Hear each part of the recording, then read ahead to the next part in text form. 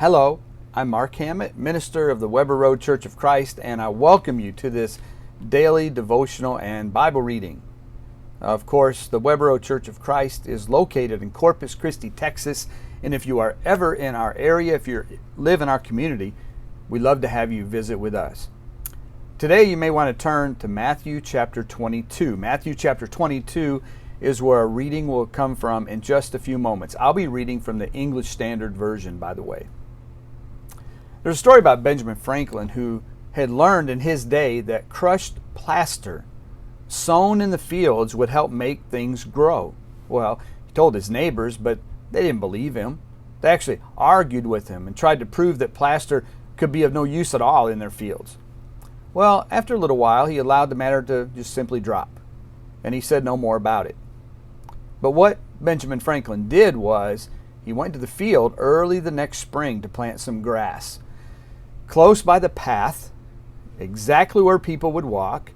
And what he did was he traced some letters into the ground but put plaster into them and then sowed the seed in the field. Well, after a week or two, the seed began to spring up. His neighbors, as they passed that way, were very surprised to see in brighter green than all the rest of the field, and written in large letters, "This has been plastered." You know, Benjamin Franklin did not need to argue with his neighbors anymore about the benefit of plaster for the fields, for as the season went on and the grass continued to grow, those bright green letters just rose up above all the rest until they were a kind of relief plate in the field. You know, it's kind of interesting. Think about that. This has been plastered. He simply showed them exactly what they refused to believe. You know, in some ways, isn't that exactly what Jesus did? He was the Son of God. He was God in the flesh that came to this world. Many didn't believe in him. So what did he do? Well, he did exactly what he had planned to do from the beginning of creation and before. He died. And then, that wasn't it. He actually rose from the grave. Let's go ahead and read Matthew 22, and we're going to start in verse 23. Matthew 22, starting in verse 23. The same day, Sadducees came to him, who say that there is no resurrection. And they asked him a question, saying, "Teacher, Moses said," remember, they respected Moses as a prophet.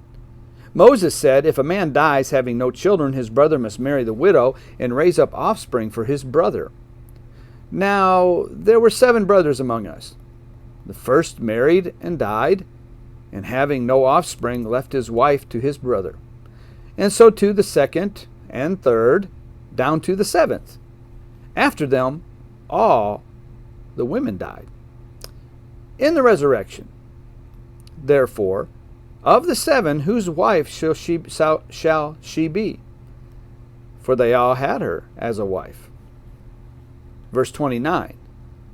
But Jesus answered them, "You are wrong, because you know neither the Scriptures nor the power of God. For in the resurrection they neither marry nor are given in marriage, but are like angels in heaven. And as for the resurrection of the dead, have you not read what was said to you by God? I am the God of Abraham, and the God of Isaac, and the God of Jacob? He is not God of the dead, but of the living." And when the crowd heard it, they were astonished at his teaching. Yes, they tried to argue with Jesus. They tried to trap Jesus in this case. But Jesus simply told them the truth. And later on, we know exactly what he did. He died and he was resurrected, proving even further that he was not just some man, but he was actually the Son of Man and the Son of God, both. Hopefully that's been an encouragement to you. It'll help to strengthen your faith. And I'd like to close these messages, and I truly mean it. May the Lord bless you richly, as you, of course, follow his will.